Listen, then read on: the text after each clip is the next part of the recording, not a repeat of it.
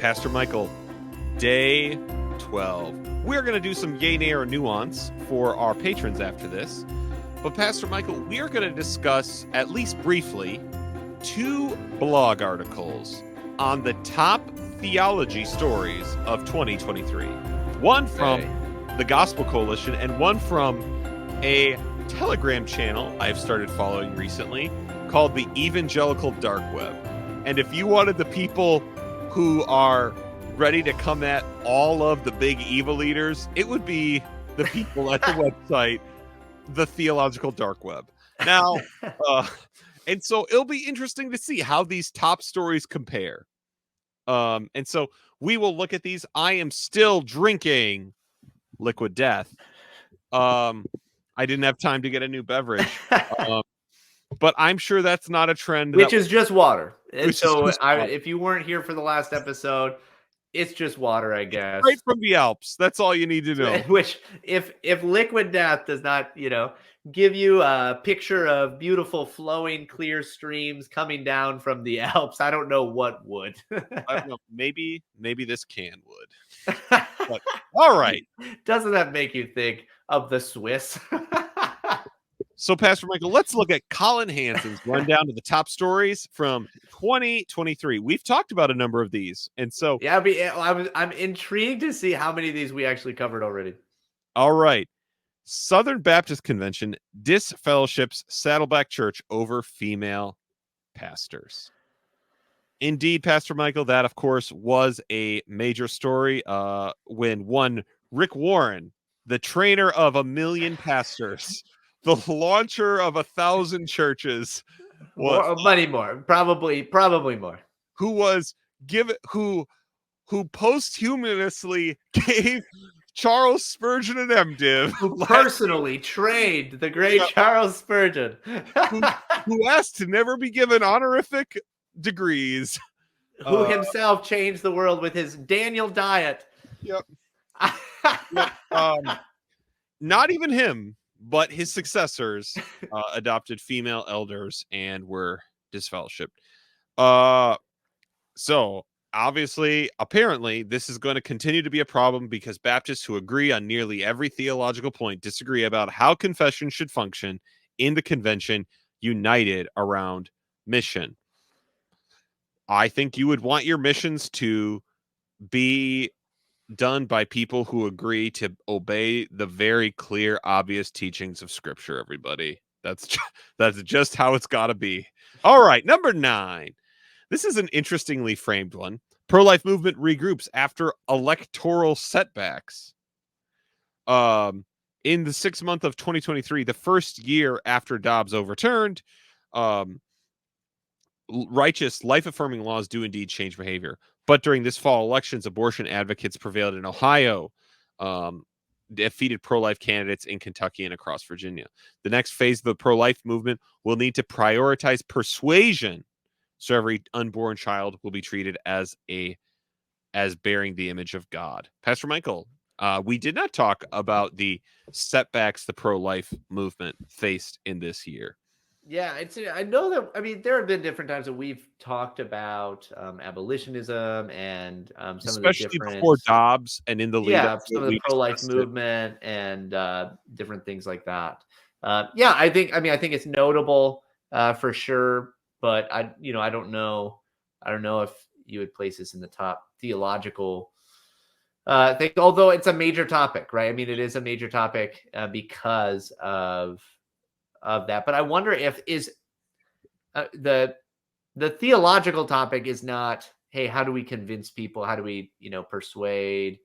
It doesn't seem that as much as what is the role and place of Christians in the political process? I feel like that's the question at hand, but I don't know. Yeah, we'll come to that because Christian nationalism is one of the top stories from last year. Obviously, yes. Especially for Colin Hansen and TGC. Number 8, no surprise. Timothy Keller dies. Yep. And that was, it was notable. And we did an episode about Tim Keller and talked about him a bit. And so And I think maybe what's more interesting is how Hansen, who wrote his biography, looks up to him, frames it. Without Tim Keller, evangelicals lack an obvious successor who can speak with breadth of experience and depth of insight on decline and renewal in the American church.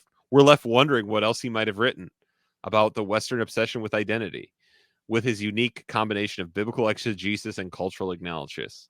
And so I think it is interesting that TGC thinks the theological story is not just that a man with a very important legacy, which we talked about thanking God for, died, but that there is a leadership vacuum that Mm, somebody gets to fill now. yeah, and it's no, and not an obvious one is And we what don't know they who. say. We don't know who it's going to be.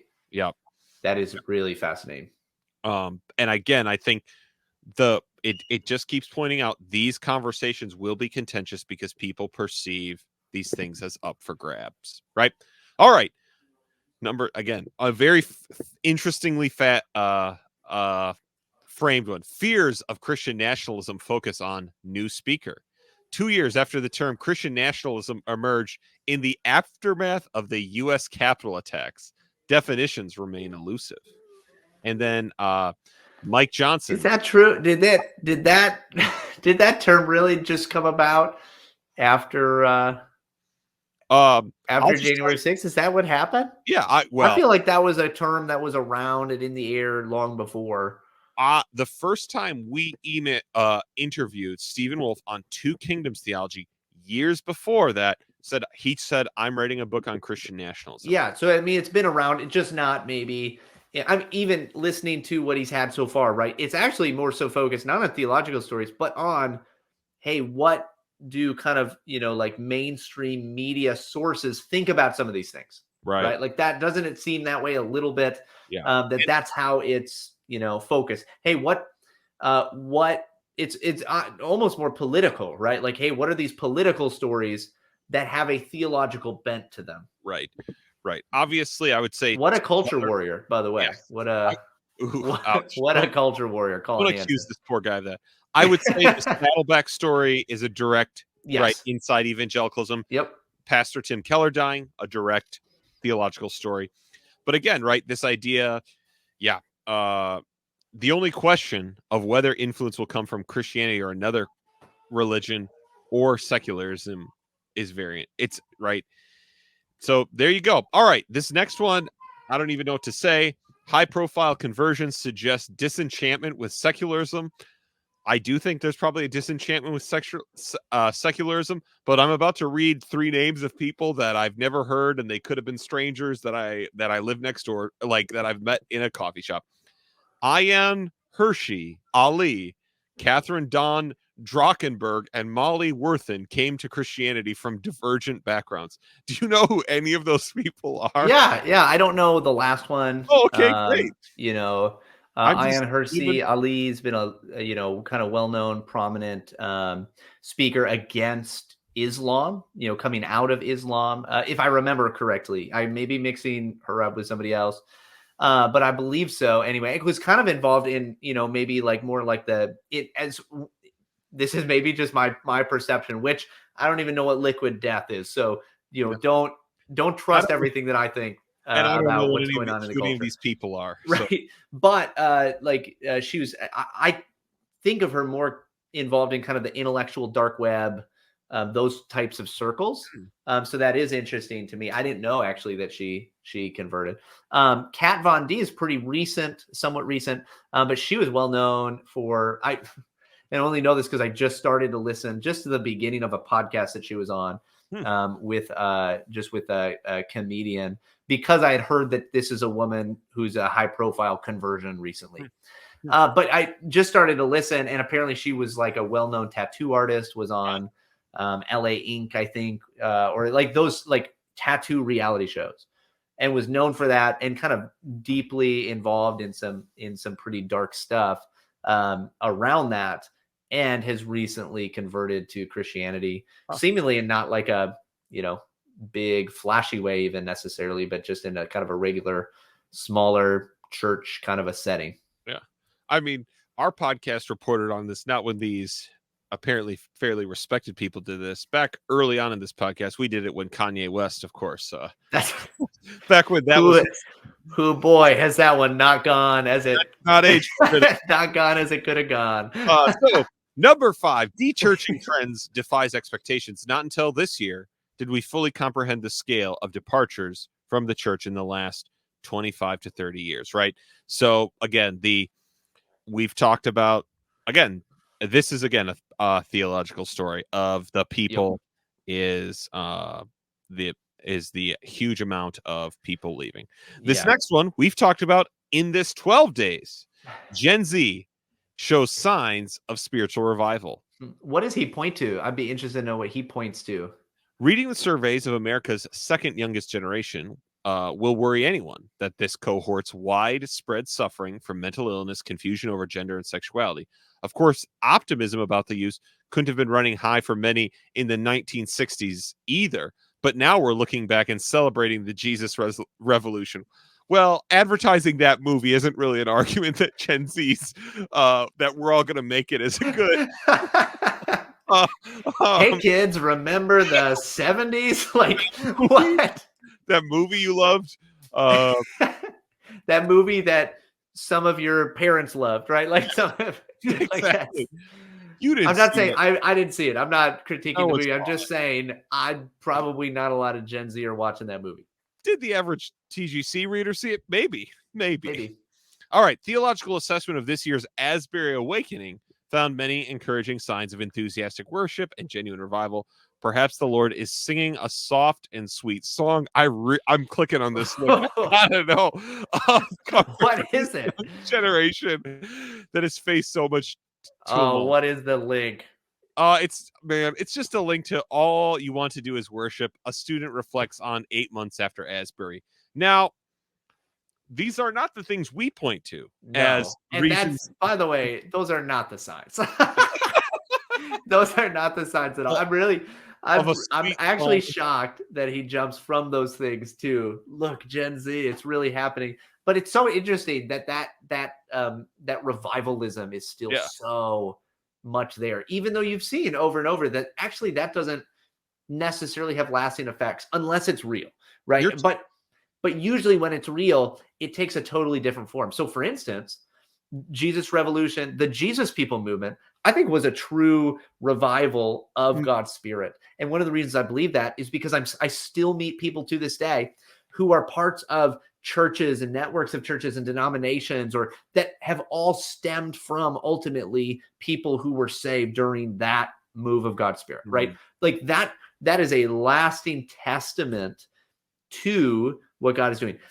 That's not the case with these little revivals here and there that people talk about. It's finally happening, like the typical, charismatic Pentecostal type revivals that are always happening. You can go on YouTube right now and you will find a live stream of a revival taking place, but it won't spur that same kind of actual building of the church. If you're talking about revival as more worship nights that last a long time, you're just talking about college students. Yeah, exactly. Right? Like that's what you're talking about. And like college students, if you just came back from a winter conference where that happened, good for you. That happened for all of us too. We've all been a part of it. The signs of revival in Gen Z are not the release of the Jesus Revolution film last year and a worship night. So, and again, college students staying up past their bedtime. It's a revival. And I'm glad, it's like I'm glad that I did that. It was like there were positive things for me, but like the like ground shaking thing that I just talked about wanting to happen in the last thing has nothing, like, is not related to these things. Yeah, no, the sign that Gen Z, by the way, there's possibility of revival is that there's many people that are waking up to the depravity that they're living in and to their sin, and they're seeking some form of repentance. That's actually a good sign. And are going, wait, you'll tell me those things? I'll show up. Right. May their tribe increase. All right. Activists seek to change theology of sexuality from within Christian communities. Andy Stanley didn't shock anyone in the know when he began to suggest evangelicals should be open to blessing or accepting same-sex marriages, nor did Pope Francis. We talked about that, mentions the Anglican Communion. History has shown when you combine pragmatism with evangelism, you end up with theological liberalism. Wise, seminary, and college students are flocking to classes on Christian anthropology that review beauty of God's design and the male and female. And perhaps the lesson from history TGC should learn is the moderates who say we should all play nice along the way are the people who empowered the rise of liberalism in every institution and all these things. Just a free piece of 2024 advice along the way. So, all right. Number 2, Chat GPT thrills and frightens tech futurists. Pastor Michael, we even got around to this. We did. So yeah, a lot of people talking about the Chat GPT. Anything you want to say that doesn't have to? Anything you want to talk about this? This has nothing to do with theology, by the way. No, right, and even the fact that it's focused on what it for tech futurists. Yeah. Well, we clicked on the article because you said top theology stories. Does it potentially concern things that will happen in the church? Yeah, this is what we talked about, using it for sermon prep and those sorts of things, which interestingly, after we had that conversation about, hey, just type in, get all these, illustrations or things like that are added to your sermon. I did come into some books that there were some books that were just like old. And I know I've seen these before, but it was just like, 1,001 illustrations for preaching and things like that. And I just thought, hey, that's kind of the same thing, right? Except you're doing a little more work, right? You have to go and buy it and open it and take a look and pick what you're going to use, but very similar things. Ultimately, guys, it's a tool. It's a tool, and it may not be good for some uses. It may be good for some uses, and you have to have wisdom if you're going to use it well. Yeah. And yeah, I think, again, right, this is where I wish we had a little bit of your dispensationalist uncle energy. Like, tell me it's the Antichrist or it's not a theology story. Like, that's at least more fun. That's at least more fun. And number one, this, man, it's interesting that this is number one. And it is very theologically related, and it is a gigantic story. Again, it's one of those things where, like, I don't know, but Hamas attacks Israeli military and civilians, and it receives unexpected support. So, Pastor Michael, I don't think maybe the theology story is that Hamas got support, but again, I think the actual theology story is Christians who are no longer dispensational renegotiating what does it mean to support Israel or not support Israel, or the reasons we would do so or not, right? Yes. Why we reviewed Mark Driscoll's sermon where he, all the connections are coming to me right away. So, yep. Yeah, I think you're right. That's the story. We are in a new day when, supporting national Israel, modern national Israel, is no longer maybe as popular as it once was, and trying to figure out and navigate that and understanding why that shift has happened, how it's happened. That is a much more directly theological story. Yes. So let's compare that list to the evangelical dark web. So these are like the bad guys, right? Like, at least, like, when you're thinking of the Gospel Coalition, the bad guys are the evangelical dark web, right? And if you're the evangelical dark web, the bad guys are the Gospel Coalition. All right. I love that you picked these two then. That's great. So, but I think what you'll find interesting is pretty similar. They're very similar, right? Now they might come to very different conclusions. Man. So everybody, I don't know if you realize how just profound and interesting that is, which, maybe all of these stories that are the same are they're the same story. Yeah. Maybe they are the top theological stories. And also maybe every one of us is trapped inside of a kind of echo chamber where we are completely influenced by the same things, the same algorithms, the same stories. And the only thing we have is to kind of pick sides along whatever lines have already been set. Maybe that's what's going on. I'm just, we'll see. Yeah. So he picks his number 10 as the Asbury Revival. And so I'd give attribution to the author, but of course, for some reason, the author does not claim this article, which, all right, guys. All right. I instantly feel like this is more one of those kind of, boomer conspiracy theory pages that you get sent via email sometimes. You know what I mean? Like it is the kind of dispensational like website that was put together by like a 70-year-old man, and it really shows. Should I turn it to dark mode? So, Asbury Revival. The Asbury Revival captured national attention for the elongated worship service that lasted 16 days at the University Chapel. Clumsy gospel presentations and hyper-emotional music are the characterizations of this event, which captivated many. Colin Hansen, Gen Z is on the move. Yes. Intellectual dark web, evangelical dark web, I should say. They Not were impressed. clumsy and not impressed. Or our take, probably a sign of Christian college students expressing faith in a way pretty common to Christian college students. Yeah. So happy for them. Probably not the sign of the times. All right. Number 2. This one actually is closer to how we said it, right? Dispensationalism debate amidst Israeli and Gaza war. Right. Wait, are we the evangelical dark web? I would like I would like that kind of thing to exist. It doesn't, and it probably never will. But yeah, his next one is he gives Andy Stanley's promotion of homosexuality its own thing. I'll just go ahead and say I bet this guy's a Baptist based on how many Baptist stories they get. Oh yeah, are all of the people who do this Baptist? Is that just how it goes? I don't know. It's their world. I'm just living in it, right? Andy Stanley has been the most prominent false teacher of the 21st century. That's how that line starts. Oh man. So there you go. As a man who showcases compromise. Here's one that wasn't on the last list. SBC passes the Mike Law Amendment. Right, the Mike Law Amendment is passed on the floor. The amendment signifies that churches with female pastors are not in friendly cooperation with the Southern Baptist Convention and would lead to the Credentials Committee having grounds for their removal.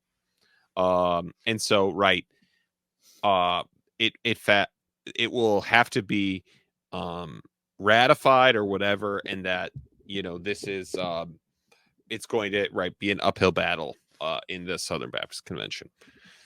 Yeah, I think that probably just goes along with the ongoing Saddleback story, right? I think those are part of the same. I feel like you could lump that together. Yeah, I think that's part of the same battle. Here's a story: the SBC met again and are dealing with some things.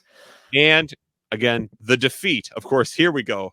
That's the Rick Warren and Saddleback Church. This is so funny to me to put these two next to each other. Yet his time with the SBC ended not with a bang, but with a wheeze. That's a good line. This guy is just credit where credit's due. It's a pretty good line. This one again. That's a funny headline. This one is strange. The Chosen goes gay.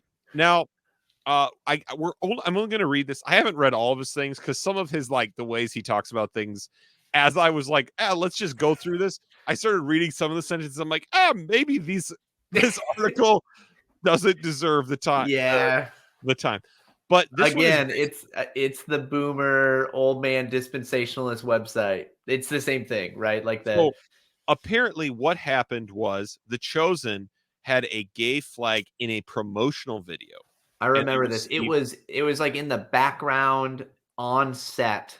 So somebody working with The Chosen is supportive of it. And when it came out, there was a bunch of the cast members and things like that were like, it's not a big deal. We should defend. Hey, they have every right to do that. They're a wonderful person, whatever it is, And so, wow, you're telling me that The Chosen is involved with some kind of compromise? Yeah. What? is this the actual story of 2023 about The Chosen? No, Probably not. But I no. would say Christian media like The Chosen and its influence, potentially The Sound of Freedom being a insanely huge breakout hit. Like, I do think there's probably a story involved There's in this something movie. to that. Even Yeah. the Jesus resol even the Jesus Yeah, no, revolution. that was I mean, it was a big movie. It was I mean, I've heard from people it was actually well made, it was done well. Like it sounds like there was some I mean, there was. It was a big year in Christian media in general, Yeah, good and bad. good and bad. And so I do think there is a story there. Again, I think this guy wants to destroy the Chosen, a goal I'm sympathetic to. Isn't a fan of Dallas Jenkins. The Jenkins family, the kingmakers of Christian media, the Left Behind series by his dad, and now him making The Chosen. Like, Wow. dang, Yeah. There's something. Hey, there's something in don't the water. hate the player, hate the game. The I, guys are good. They're good. They're good at what they do. there's something in the water they're drinking in the Jenkins household, and I've got to know if it's liquid death because maybe I'm on the way. All right. Then he does the death of Tim Keller. And he says that he was clear a liberal from the beginning, proponent of theistic evolution, Uh, biologia, social justice, side B theology, effeminate witness at the Gospel Coalition, right? So he takes this moment to spit on the grave. did he just read what the Gospel Coalition had and then did based off of that a I little don't bit? know. Because it does feel a little bit like that.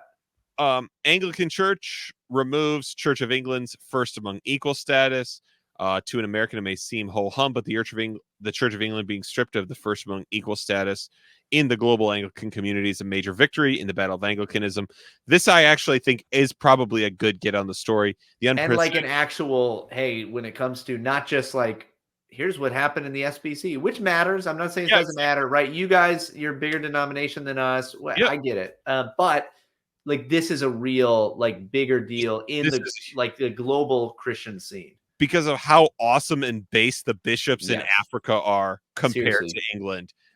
Right. I'm fine that the PCA having its 40-year jubilee was not one of the top 10 stories of the year, but this actually, Colin Hansen, you could learn probably a lot of things you wouldn't enjoy learning from this guy, but this as a huge story is actually so important to Anglicanism worldwide, what that means, how what the global church, which we profess an interest in many times, is actually like. This is a great story. And I'm the African bishops shaming the Western ones in their faithfulness to scripture and willingness to stand is, God bless them, Yeah. right?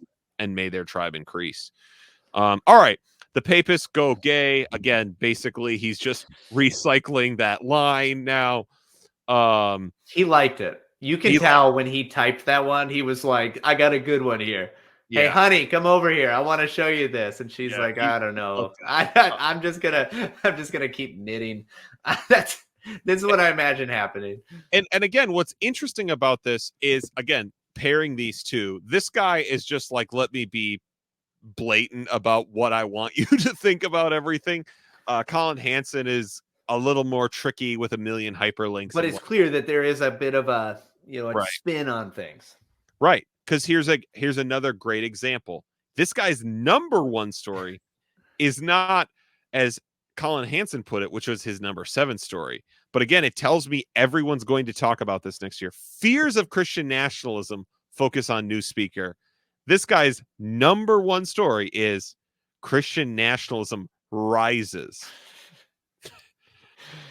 Right. Books, multiple conferences addressing an ancient theology under a new name. In 2023, the side that held the line against critical race theory fractured it. It became clear not all who opposed critical race theory did so on principle, but to protect an earlier stage of liberalism.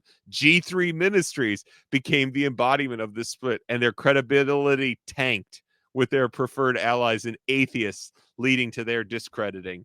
The actual G3 conference was marred by Owen Strachan's woke revert.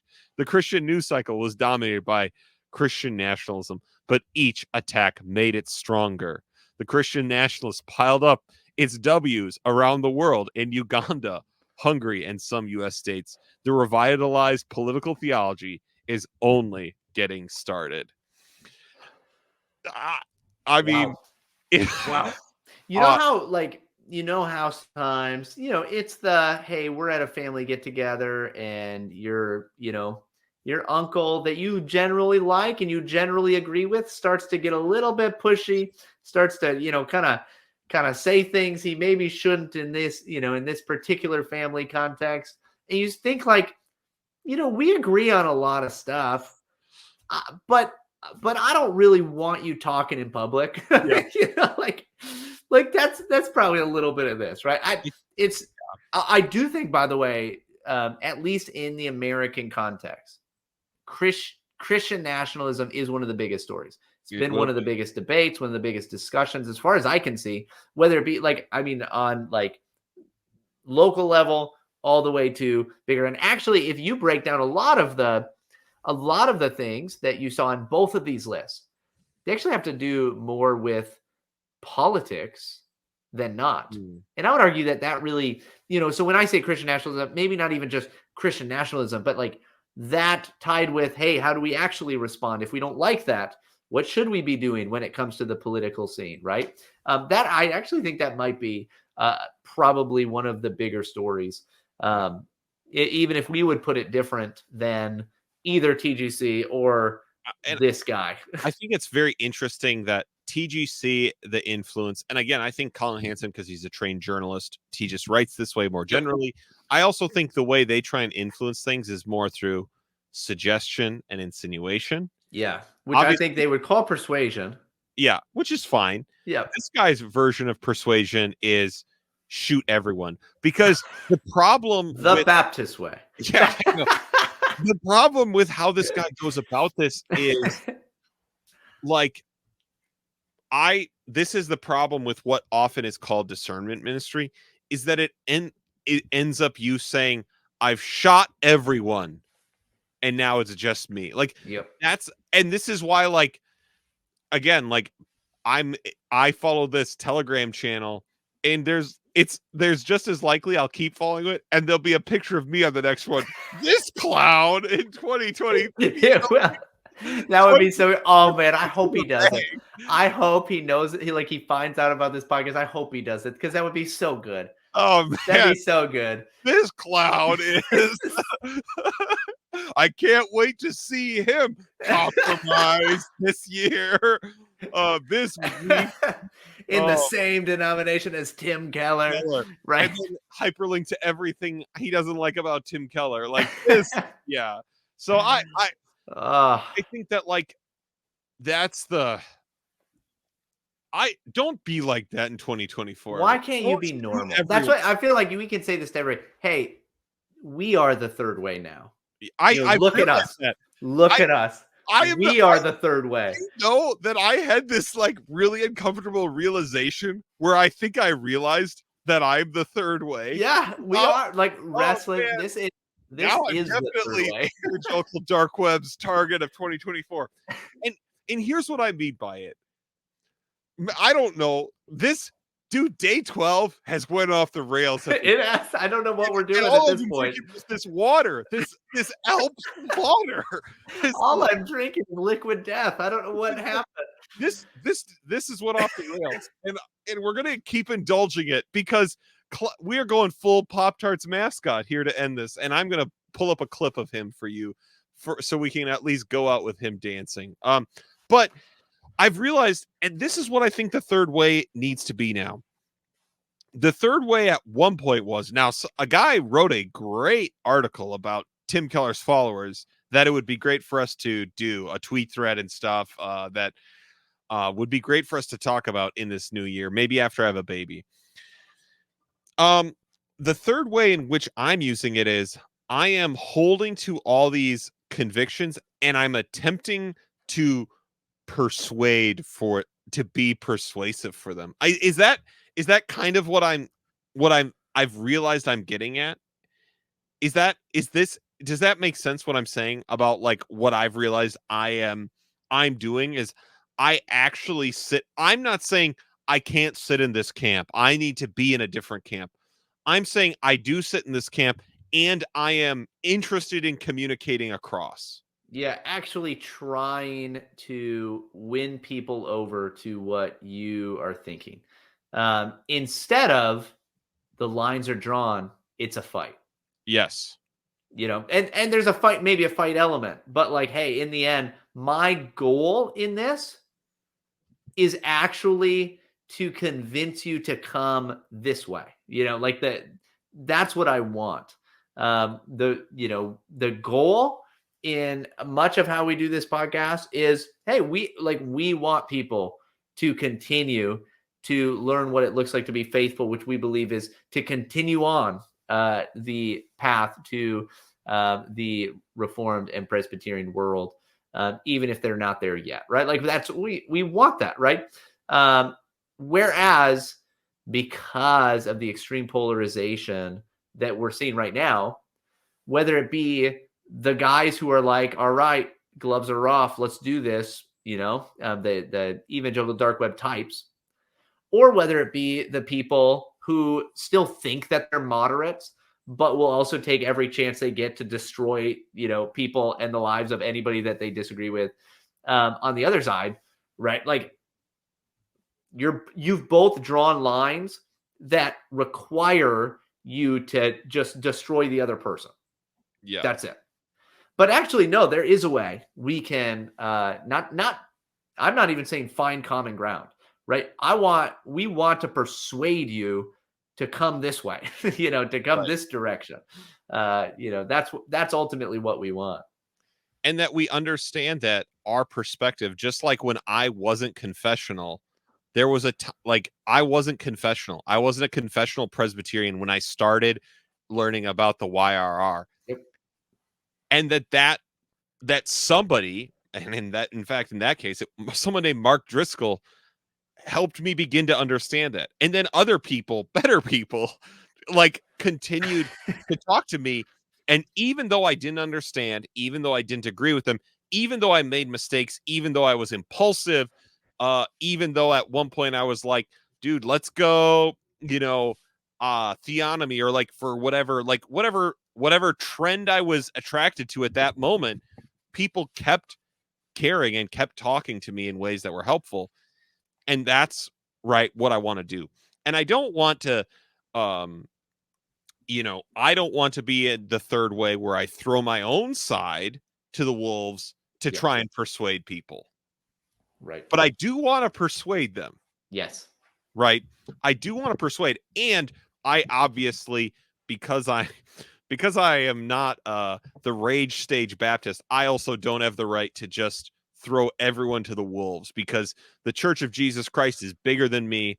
It's better than me. It's more important than me. God loves the church. God loves a lot of people in the church that I disagree with. And God, by God's grace, loves me. And there are plenty of people in the church, probably including the evangelical dark web guy now, that don't like me so much.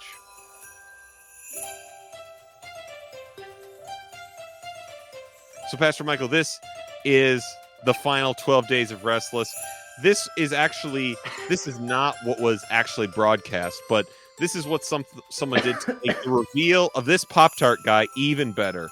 So, Pastor Michael, I hope everyone subscribes to this YouTube channel. We're like 3 people away from 300. Let's. That's pretty good. Let's get to 300. By time this episode comes out, we better be over 300. I'd be shocked if we're not. Let's have this important conversation and end with this.